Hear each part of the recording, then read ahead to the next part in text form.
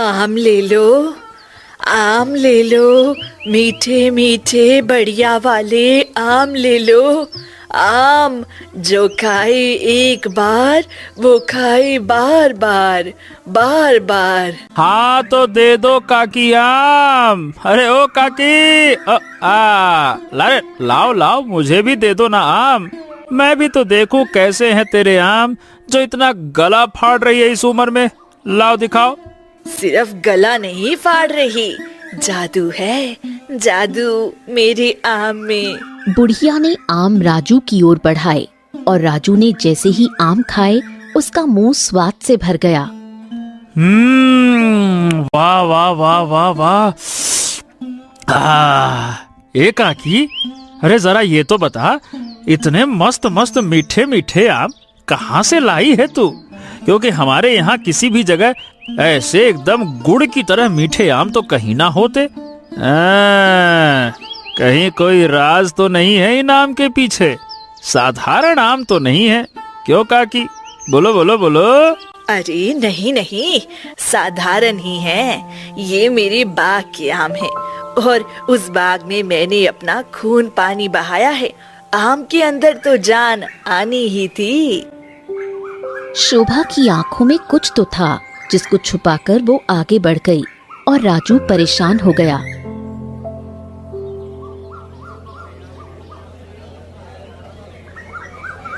शोभा कुछ ही देर में सारे आम बेचकर फिर से बाग में आ गई। शोभा की पूरी जिंदगी अपने बगीचे में सिमट कर रह गई थी।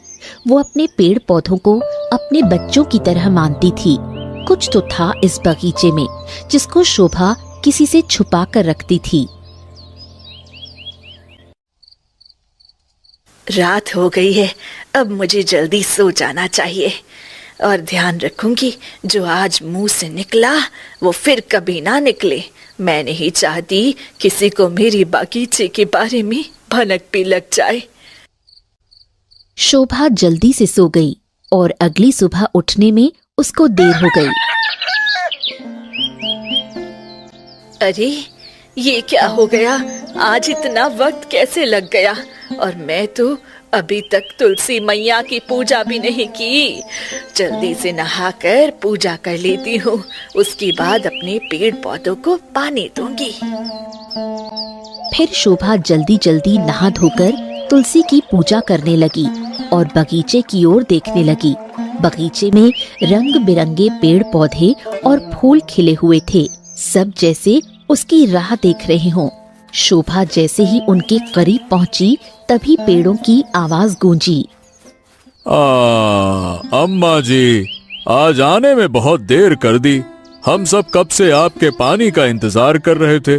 आप जानती हो, जब तक हम आपका चेहरा नहीं देख लेते तब तक हमें फल देने की इच्छा नहीं होती। हाँ दोस्त, तुम बिल्कुल ठीक कह रहे हो। अम्मा, तुम समय पर आया करो। तुम्हारे बिना हम दोनों का मन नहीं लगता। और सिर्फ हम ही नहीं, इस बगीचे का हर पेड़ पौधा तुम्हारे बिना नहीं रह सकता। समय पर आया करो और जल्दी जल्दी पानी डालो अब। पेड़ों की बातें सुनकर शोभा मुस्कुरा दी और कहा, हाँ हाँ, मैं जानती हूँ, इसीलिए तो अपनों से ज्यादा तुम लोगों का ध्यान रखती हूँ, ताकि तुम हमेशा खुश रहो। तुम लोगों से ही तो मेरी जिंदगी है। फिर शोभा पूरे बगीचे में पानी देने लगी।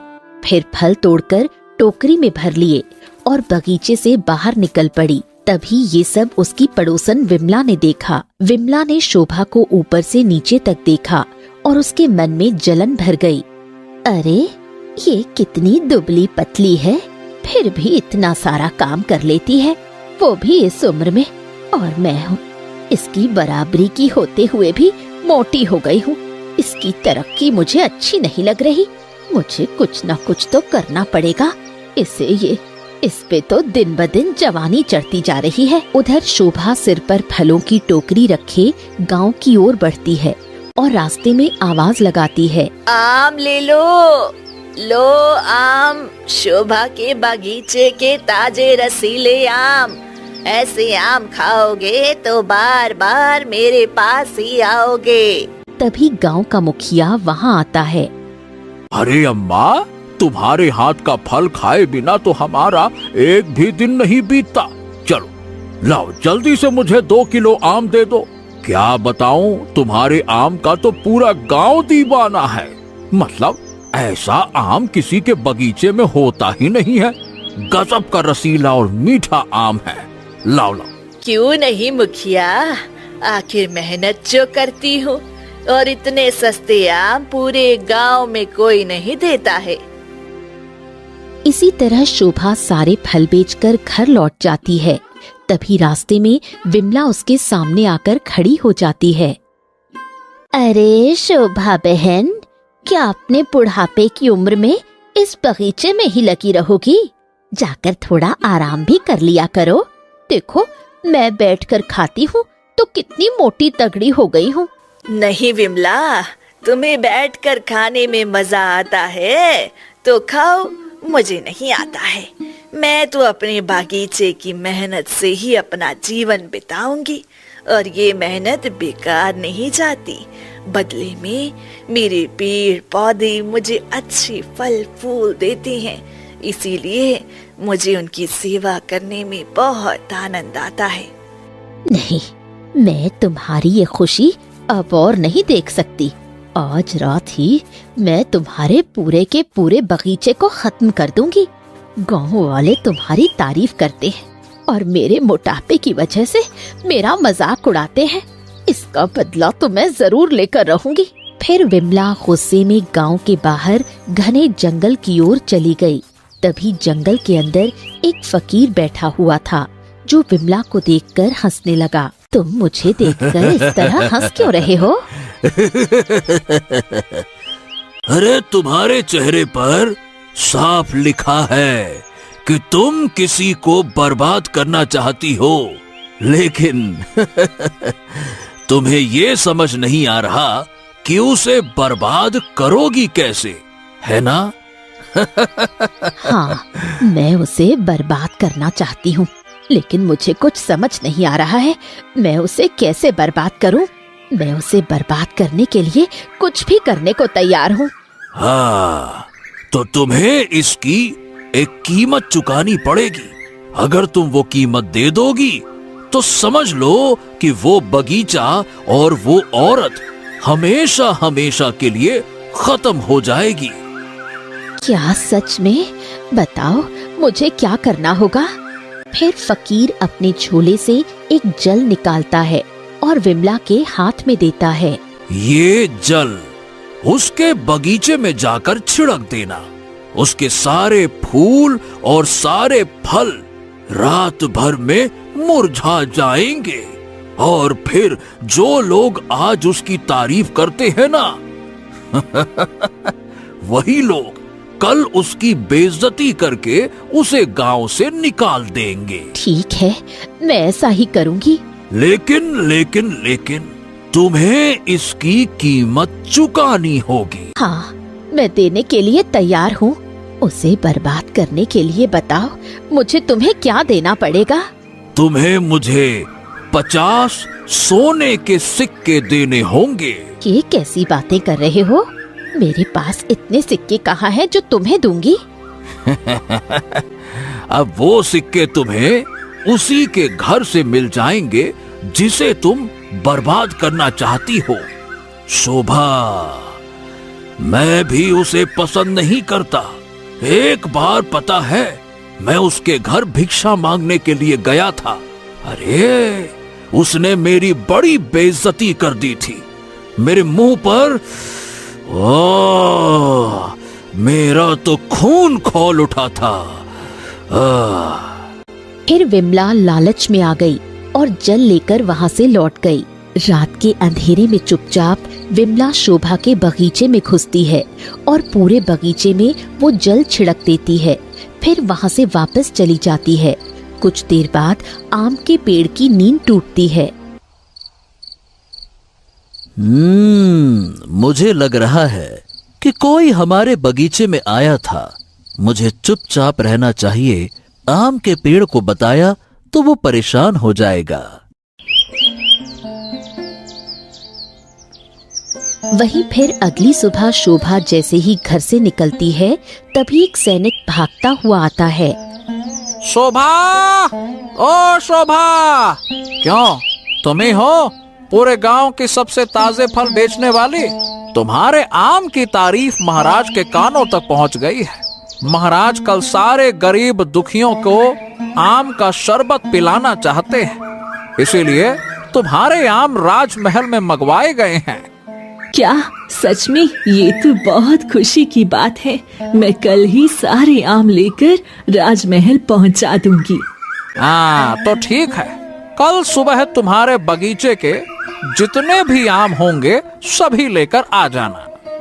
फिर सैनिक वहाँ से चला जाता है। वहीं दूर खड़ी विमला ये सब सुन लेती है। विमला हंसते हुए घर चली गई। उधर शोभा जैसे ही बगीचे में पहुंची तो उसके सारे फूल और पौधे मुरझाए हुए थे, सिर्फ आम का पेड़ ही ठीक था। हे भगवान, ये क्या हो गया?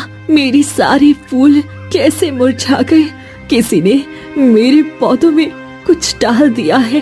अम्मा, मुझे नहीं पता, लेकिन रात को मुझे भी लगा था कि कोई हमारे बगीचे में आया था। हाँ, हमारी भी नींद खुली थी, लेकिन तब तक वो जा चुका था।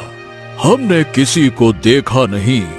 हे भगवान, अब मैं क्या करूं? महाराज ने मुझे इतने आम का आदेश दिया है और ऊपर से हमारे बागीचे का ये हाल। चिंता मत करो अम्मा, जिसने भी ये किया है बहुत गलत किया है, लेकिन मेरे आम अभी भी ताजे और रसीले हैं।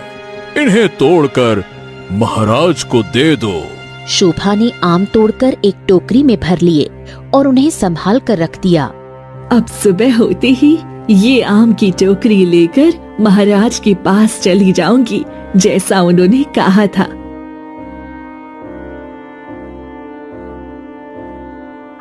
अच्छा, अभी भी ये आम ताजे और रसीले हैं और तुम इन्हें महाराज को देने जा रही हो? रुक जाओ, अभी मैं बताती हूँ। फिर विमला वही जल लेकर आई और आमों पर छिड़क दिया। अब जैसे ही कोई ये आम खाएगा वो बीमार पड़ जाएगा और राजा शोभा का पूरा बगीचा उखाड़ कर फेंक देगा और फिर ये कभी बगीचे में कोई फल, सब्जी या फूल नहीं उगा पाएगी। विमला हंसते हुए चली गई और अगली सुबह शोभा आमों की टोकरी लेकर राजमहल की ओर निकल पड़ी।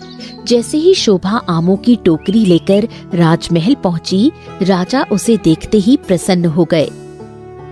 आओ आओ आओ आओ शोभा, तुम्हारे आमों की तारीफ मैंने पूरे गांव से सुनी है। इसीलिए हमने सोचा कि आज हम सब मिलकर तुम्हारे आम खाकर तो देखें। वैसे वाह, क्या आवाज है! देखने में तो ये बहुत ही रसीले लग रहे हैं। हाँ महाराज, हमारी बागीचे के आम सबसे स्वादिष्ट और रसीले होते हैं। ऐसे आम आपको किसी और के बागीचे में नहीं मिलेंगे। ये आम यहीं रख दो, आज इनका शरबत बनवाया जाएगा और पूरे महल में पिलाया जाएगा। अगर ये शरबत जितना स्वादिष्ट होगा उतना ही हम तुमसे प्रसन्न हो जाएंगे। और जितना हम प्रसन्न होंगे उतना ही उपहार दिया जाएगा। आपका बहुत बहुत धन्यवाद महाराज। मैं ये जिम्मेदारी निभाने के लिए पूरी तरह तैयार हूँ। सैनिकों, अभी और इसी समय इनामों का शरबत बनवाया जाए और राजमहल में जितने भी लोग मौजूद हैं सभी को एक एक गिलास पिलाया जाए। हम देखना चाहते हैं कि सबको ये कितना पसंद आता है। हाँ, जो आज्ञा महाराज। कुछ ही देर में सैनिक सारे आमों का शरबत बनाकर राज दरबार में ले आया और सभी को एक एक गिलास दे दिया। जैसे ही सभी लोगों ने शरबत पिया, अचानक एक एक करके सभी मूर्छित होकर जमीन पर गिर पड़े। अरे अरे अरे अरे, ये क्या हो रहा है? हमारे दरबार में सब एक साथ बेहोश कैसे हो रहे हैं? शोभा, तुमने क्या किया है? आम में क्या मिलाया हुआ है? नहीं महाराज, मैंने कुछ भी नहीं मिलाया। ये तो मेरे बागीचे के आम है, जिसे मैं अपने हाथों से तोड़ कर लाई हूँ। भला मैं इसमें क्या मिला सकती हूँ? सैनिकों, जल्दी जाओ और वैद्य जी को बुला कर लाओ। पता लगाओ कि ये सब आखिरकार हो क्या रहा है। जल्दी करो। फिर वैद्य आया और सभी का उपचार किया। हाँ वैद्य जी, बताइए आखिरकार सब लोग एक साथ मूर्छित क्यों हो गए? क्या बात है? महाराज, जांच पड़ताल में ये पता लगा है कि आम में कोई जहरीला पदार्थ मिला हुआ था। उसी के असर से सभी के शरीर में जहर फैल गया था। अब वैसे मैंने औषधि दे दी है, थोड़ी देर में सब ठीक हो जाएंगे, लेकिन हाँ, ये जहर बड़ा खतरनाक था। शोभा, तुम्हारी इतनी हिम्मत कि तुमने हमें जहर मिला हुआ आम दिया? राजमहल में आम में जहर मिलाकर लेकर आई? आज तुम्हारी वजह से हमारे दरबार के लोग मरते मरते बचे हैं। नहीं महाराज, मैंने आम में कोई जहर नहीं मिलाया। मुझे फंसाया जा रहा है। कृपया मेरी बात पर विश्वास कीजिए। मुझे तुम्हारी बातों का कोई भरोसा नहीं। सैनिकों, शोभा को ले जाओ और काल कोठरी में बंद कर दो। हाँ, जो आज्ञा महाराज। ठीक है। महाराज, भगवान के लिए ऐसा मत कीजिए। मैंने कुछ नहीं किया। अगर मैं घर नहीं गई तो मेरा बागीचा मुरझा जाएगा। मेरे पेड़ पौधे पानी के बिना तड़प जाएंगे। कृपया मुझे जाने दीजिए। आज तुम्हारी वजह से कितने लोग मारे जाते, तुम्हें इसकी कीमत चुकानी पड़ेगी। 4 दिनों बाद जब पूरी तरह से ठीक हो जाएंगे, तब तुम्हें फांसी दी जाएगी। सैनिकों, अभी के अभी इसे ले जाओ। मैं इसे एक पल भी अपने सामने नहीं देखना चाहता। ले जाओ इसे। सैनिक शोभा को काल कोठरी में बंद कर देते हैं। ये खबर धीरे धीरे पूरे राज्य में फैल गई। हैं? ये कैसे हो गया? भला शोभा अपने आम में जहर क्यों मिलाएगी? मुझे तो यकीन नहीं हो रहा। मतलब उस बेचारी ने कभी किसी का बुरा तो नहीं किया और सीधे महाराज को जहर मिला आम दे देगी। जरूर किसी ने जानबूझकर ये साजिश की है। अब उसके बगीचे का ध्यान कौन रखेगा? फिर ये खबर विमला तक भी पहुंची। चलो, अब मेरा षड्यंत्र काम कर गया। अब शोभा कभी आम नहीं बेच पाएगी। राजा ने तो उसे मौत की सजा भी दे दी और फिर पूरा बगीचा मेरा हो जाएगा। अब सब कुछ मेरा है। इन आमों को बेचकर मैं अमीर बन जाऊंगी। फिर 2-3 दिन बीत गए। शोभा के बिना बगीचे के पेड़ पौधे फिर से मुरझाने लगे और प्यास से तड़पने लगे। ये अम्मा 2 दिनों से हमें पानी देने नहीं आई है। मुझे उनकी बहुत चिंता हो रही है। हाँ, मुझे भी फिक्र तो हो रही है। वो हमें एक दिन भी बिना पानी दिए नहीं छोड़ती थी। अब बताओ भला, 3 दिन हो गए हैं। पता नहीं उनके साथ कुछ बुरा तो नहीं हुआ है। मुझे लगता है कि पड़ोस की विमला ने ही कुछ किया है, लेकिन हम चाहकर भी अम्मा की मदद नहीं कर सकते। हमें वरदान मिला है कि हम सिर्फ नेक दिल इंसान से ही बात कर सकते हैं। उसी समय विमला बगीचे में आई। अरे, इसमें तो अभी भी ताजे रसीले फल हैं। मैंने जो जहरीला पानी डाला था उससे सब मुरझा गए थे। लेकिन अब मेहनत करूंगी तो ये सारा बगीचा मेरा हो जाएगा। मेरा राज कोई नहीं जान पाएगा। मैंने ही शोभा को फंसाया है। फिर विमला की सारी बातें आम का पेड़ और सेब का पेड़ सुन लेता है। देखा, मैंने कहा था ना, यही सब कर रही है। अब हम क्या करें? हमें किसी न किसी से मदद लेनी ही होगी। वहीं दूसरी तरफ झोपड़ी के अंदर रीना चूल्हे के पास बैठी चिंता में डूबी थी। घर में कई दिनों से चूल्हा नहीं जला था और कर्ज का बोझ लगातार बढ़ता जा रहा था। राजू बेटा, हमें कुछ ना कुछ तो करना ही होगा, वरना ऐसे हमारी जिंदगी नहीं चलने वाली है। तुम जानते हो हमें जमींदार का कर्ज भी चुकाना है और तुम्हारे पिताजी अब इस दुनिया में नहीं है। घर की सारी जिम्मेदारी अब तुम्हारे ऊपर है। हाँ माँ, मैं जानता हूँ, इसीलिए तो रोज सब जगह काम मांगने जाता हूँ, लेकिन कोई भी मुझे काम देने को तैयार ही नहीं है। मुझे समझ में नहीं आ रहा कि मैं करूँ तो क्या करूँ, लेकिन आज भी मैं बाहर जाऊंगा, कुछ न कुछ इंतजाम करके ही लौटूंगा, चिंता मत करो। फिर राजू घर से निकल पड़ा और पूरे गांव में काम की तलाश करने लगा। राजू एक एक घर जाता है, खेतों में भी पूछता है, दुकानों के चक्कर लगाता है, लेकिन हर जगह से उसे निराशा ही मिलती है। थक हार कर वो शोभा के बगीचे के बाहर आकर बैठ जाता है। हाँ, हे भगवान, आज भी काम मिला ही नहीं। ऐसे घर गया तो माँ का तो दिल टूट जाएगा। 2 दिन से घर में चूल्हा तक नहीं जला। हैं? ये बगीचा किसका है? एक काम करता हूँ, इसी में से थोड़े से फल तोड़ लेता हूँ, कम से कम एक वक्त का खाना तो हो ही जाएगा। वैसे किसी के बगीचे से फल तोड़ना तो गलत है, लेकिन क्या करूं, मैं भी मजबूर हूं।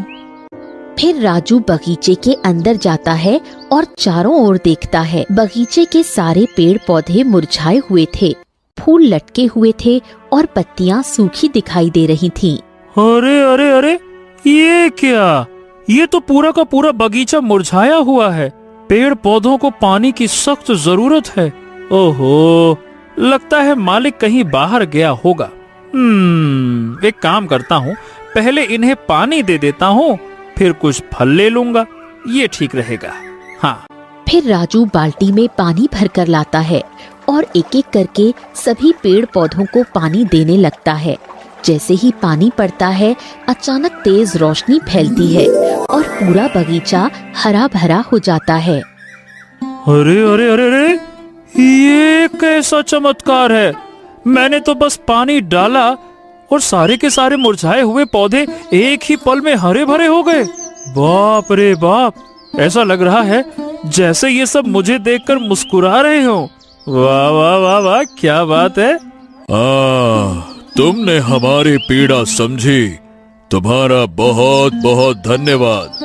अगर तुम पानी नहीं देते तो हम सब कुछ ही घंटों में मर जाते। अरे, तुम मतलब आम का पेड़ होकर, मतलब एक पेड़ होकर कैसे बात कर सकते हो? हे भगवान, मैं कहीं सपना तो नहीं देख रहा हूँ? नहीं, तुम बिल्कुल भी सपना नहीं देख रहे। इस बगीचे में हम दोनों ही बोल सकते हैं, और वो भी सिर्फ नेक दिल इंसान से, जिसके मन में छल कपट ना हो और जो दूसरों की मदद करता हो। हैं? ये मैं समझ नहीं पा रहा कि मतलब तुम पेड़ होकर इंसानों की तरह कैसे बात कर रहे हो? अच्छा देखो, ये हम तुम्हें अभी नहीं बता सकते। अच्छा, लेकिन ये तो बता सकते हो ना कि तुम्हारे मालिक कहाँ हैं? वो तुम्हें पानी क्यों नहीं दे रहे हैं? अब देखो, हमारा कोई मालिक नहीं है। हमारी मालकिन है एक अम्मा, शोभा। वो हमें अपने बच्चों से भी ज्यादा प्यार करती थी। सुबह शाम में 3 बार पानी देती थी, हमसे बातें करती थी, इसीलिए हम उसे अपनी पूरी शक्ति से फल और फूल देते थे। हाँ, लेकिन पड़ोस की विमला को ये सब देखकर जलन हो गई। उसने जहरीला पानी बगीचे में डाल दिया। इसी वजह से अम्मा को राजा ने कालकोठरी में बंद कर दिया। अच्छा, अरे बाप रे बाप, ये तो बहुत बड़ा अन्याय है। चिंता मत करो, मैं उसे जरूर सजा दिलवाऊंगा। हाँ, लेकिन बिना सबूत के तुम्हारी बात पर कोई यकीन नहीं करेगा। पहले तुम्हें सबूत इकट्ठा करने होंगे। हाँ, तो कर लूंगा, वैसे भी मैं बेरोजगार हूँ। अगर किसी बेगुनाह को इंसाफ दिलाने में मेरा समय लग भी जाए तो मुझे अफसोस नहीं होगा। ठीक है, मैं बिमला पर नजर रखूंगा और सबूत इकट्ठा करके ही रहूंगा। फिर राजू बगीचे से बाहर निकलता है और विमला के घर के बाहर छिपकर देखता है। तभी अंदर विमला अपने पति के साथ बैठी हंस रही थी। अरे विमला, क्या बात है, तू इतनी हंस क्यों रही है? सब ठीक तो है ना? बस अपनी किस्मत पर हंसी आ रही है। अब हम शोभा के बगीचे के मालिक बनने वाले हैं। जो लोग उसकी तारीफ करते थे अब वही उसकी बुराई कर रहे हैं। ये सुनकर मुझे बहुत सुकून मिल रहा है। लेकिन विमला, उस बेचारी ने बहुत मेहनत की थी। तुमने उसके साथ जो किया वो ठीक नहीं किया। मैं ये कैसे बर्दाश्त करती? सब उसकी तारीफ करते थे और मेरा मजाक उड़ाते थे। अब सब उसकी बुराई करते हैं तो मुझे खुशी मिलती है। फकीर ने जो पानी दिया था वो कमाल का था। उसी से बगीचा भी मुरझाया और महल के लोग भी मूर्छित हो गए। मतलब अब मुझे डर है कि कहीं ये फकीर तुम्हें किसी बड़ी मुसीबत में ना डाल दे। ऐसा कुछ नहीं होगा। मैं कल उससे मिलने जा रही हूँ। बचा हुआ पानी लौटा दूंगी और 50 सोने के सिक्के भी शोभा के घर से निकाल लिए हैं। अब कोई हमारा कुछ नहीं बिगाड़ सकता। बाहर खड़ा राजू सारी बातें सुन लेता है। अच्छा, तो ये सच है। कल सही मौका होगा, इसे रंगे हाथों पकड़ूंगा। फिर अगली सुबह विमला घर से निकलती है और राजू चुपचाप उसका पीछा करने लगता है। कुछ देर बाद विमला फकीर के पास पहुंचती है। हाँ, तो आ गई विमला। बताओ, मैंने जो कहा था वो सच हुआ या फिर नहीं? हाँ, सब सच हुआ। जो लोग उसकी तारीफ करते थे आज वही उसकी बुराई कर रहे हैं। मैं बहुत खुश हूँ। हाँ, तो फिर बचा हुआ पानी दे दो और 50 सोने के सिक्के भी दे दो। ये लो पानी और ये रहे 50 सोने के सिक्के। ठीक है, तो अब जल्दी जाओ, आज ही उसकी फांसी हो जाएगी। अब उसे कोई नहीं बचा सकता। जाओ। राजू झाड़ियों के पीछे खड़ा ये सब सुन रहा था और उसके मन में गुस्सा उबलने लगा। अच्छा, तो ये इन दोनों की साजिश थी। अब देखो मैं इन दोनों को कैसा सबक सिखाता हूँ।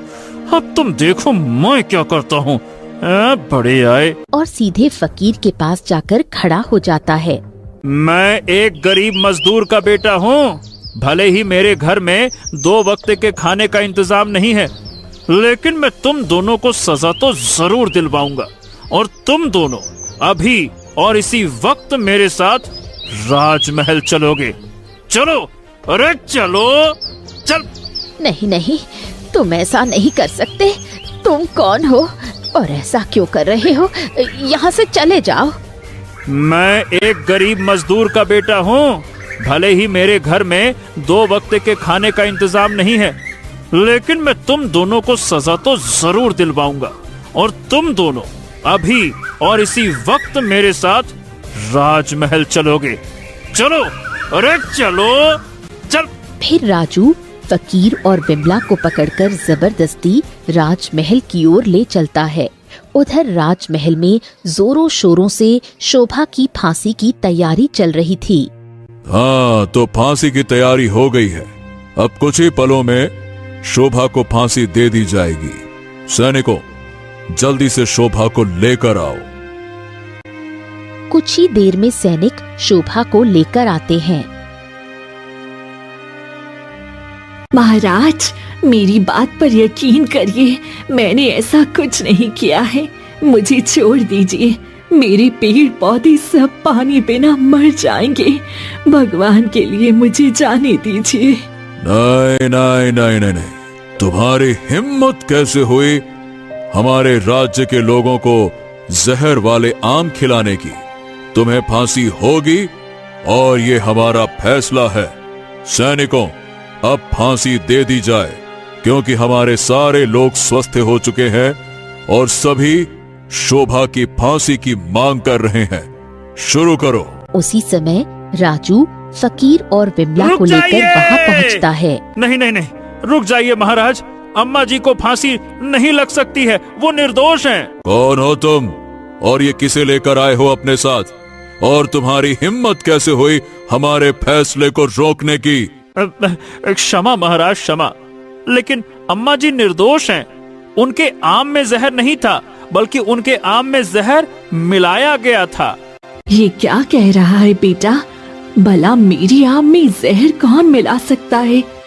अम्मा, ये आपकी पड़ोसन विमला, ये आपसे जलती थी, इसी ने आपके फल में जहर मिलाया। और ये जहर वाला पानी देने वाला कोई और नहीं बल्कि ये फकीर है।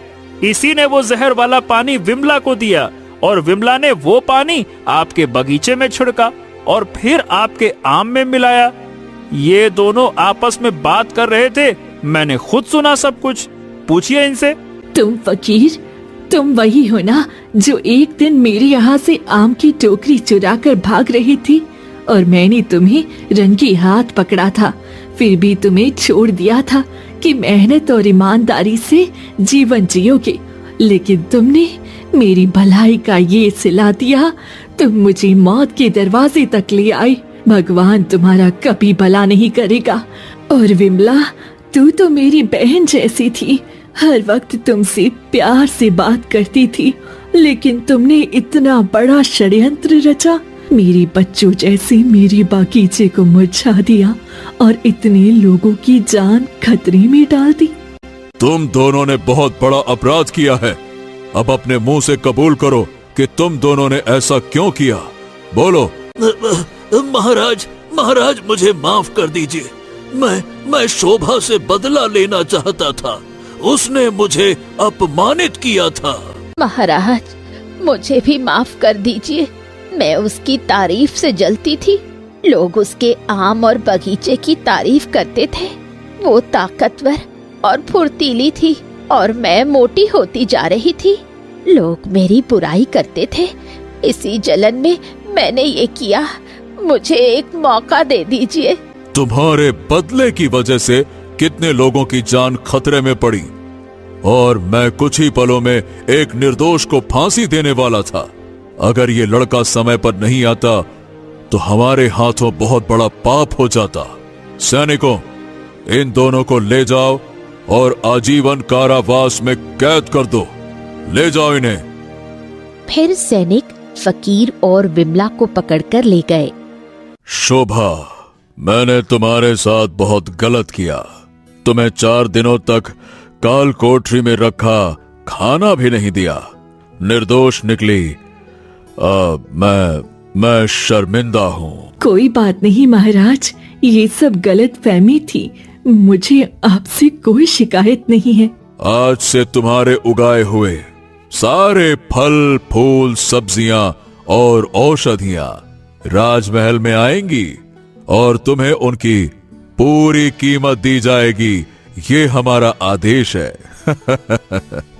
अच्छा हाँ, और तुम लड़के, तुमने वाकई में बहुत बहादुरी दिखाई। बहुत हिम्मत का काम है राजा के आदेश को रोकना। बताओ, तुम्हें क्या चाहिए? महाराज, मुझे तो कुछ नहीं चाहिए, मुझे बस काम चाहिए, क्योंकि मैं कई दिनों से काम की तलाश में भटक रहा हूँ। तो समझो आज तुम्हारा काम हो गया। तुम्हारा काम होगा शोभा के बगीचे से फल फूल राजमहल तक पहुंचाना और जरूरत का सामान बगीचे तक ले जाना। शोभा बूढ़ी हो चुकी है, इसीलिए उनकी मदद करना। अब वो बगीचा राजमहल की धरोहर है और इसकी देखभाल की जिम्मेदारी तुम्हारी होगी। हाँ, ठीक है महाराज, मुझे ये मंजूर है। धन्यवाद। धन्यवाद महाराज, आपका बहुत बहुत धन्यवाद। आपने मुझे बेटे की जगह बेटा दिया। चलो बेटा, चलती हैं। फिर शोभा राजू को लेकर अपने बगीचे में आती है। जैसे ही वो बगीचे के अंदर कदम रखती है, वो अपने पूरे बगीचे को हरा भरा देखकर चौंक जाती है। अरे, ये कैसे हो गया? मैं तो इतने दिनों से बागीचे में आई नहीं थी, फिर मेरे पेड़ पौधे इतने खिले खिले कैसे हैं? अम्मा, तुम कितने दिनों बाद आई हो? हम लोग बहुत परेशान हो गए थे। तुम ठीक तो हो ना? हाँ माँ, तुम ठीक तो हो ना? हाँ हाँ, मैं ठीक हूँ, लेकिन तुम लोग इतने हरी भरी कैसे हो गई? तुम्हें पानी कौन देता था? अम्मा, तुम्हारे साथ ये जो लड़का है ना, इसी ने हमें 2-3 बार पानी दिया था। इसी की वजह से पूरा बगीचा फिर से हरा भरा हो गया।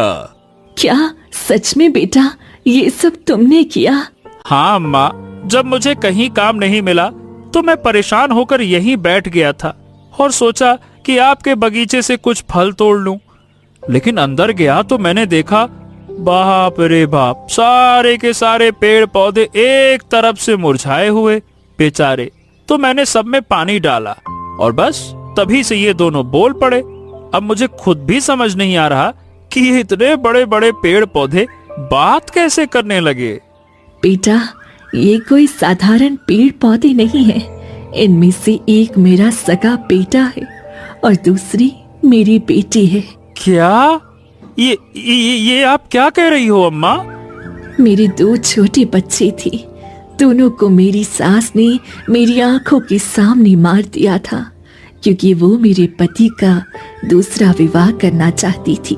मेरे पति को भी मारने की कोशिश की, उन्होंने धमकी दी थी। इसीलिए मैंने रात की रात वो गांव छोड़ दिया और मैं अपने 2 बच्चों की लाश लेके यहाँ आ गई। ये बागीचा मेरे पिताजी का था। इस बाग में मैंने अपने बच्चों को दफन कर दिया और देखते ही देखते मेरे बच्चे मुझसे बात करने लगे और मुझ पे रहमत बनकर बरसने लगे। एक आम का पेड़ बन गया, दूसरा सेब का। बाप रे बाप, इतना बड़ा दुख लेकर आपने पूरा जीवन बिता दिया, इतना सब कुछ सहा और उसके बाद भी बताइए भला आपके साथ ये हुआ। फिर शोभा आम के पेड़ के पास आती है और जमीन की मिट्टी हटाने लगती है। जैसे ही मिट्टी हटती है, वहाँ ढेर सारे सोने के सिक्के दिखाई देते हैं। ओह, अरे ये क्या अम्मा, यहाँ पे इतने सारे सोने के सिक्के कहाँ से आए? बेटा, मैं जो फल और सब्जियां बेचती थी उसका सारा पैसा घर में नहीं रखती थी। मैं इन्हीं दोनों बच्चों के पास जमीन में सुरक्षित रख देती थी ताकि मुश्किल वक्त में काम आए। इसमें से आधा धन तुम ले जाओ, अपनी आर्थिक हालत सुधार लो। आज तुम्हारी वजह से मैं भी जिंदा हूँ और मेरा पूरा बागीचा भी। इसीलिए ये मेरी तरफ से तुम्हारे लिए इनाम है। शोभा उसमें से सोने के सिक्के निकालकर राजू को दे देती है। अम्मा, आपका बहुत बहुत धन्यवाद। अब मैं इस धन से सारा कर्ज चुका दूंगा और उसके बाद पूरे मन से इस बगीचे की और आपकी सेवा करूंगा। राजू सोने के सिक्के लेकर खुशी खुशी अपने घर लौटा और फिर शोभा के साथ मिलकर बगीचे में दिन रात मेहनत करने लगता है।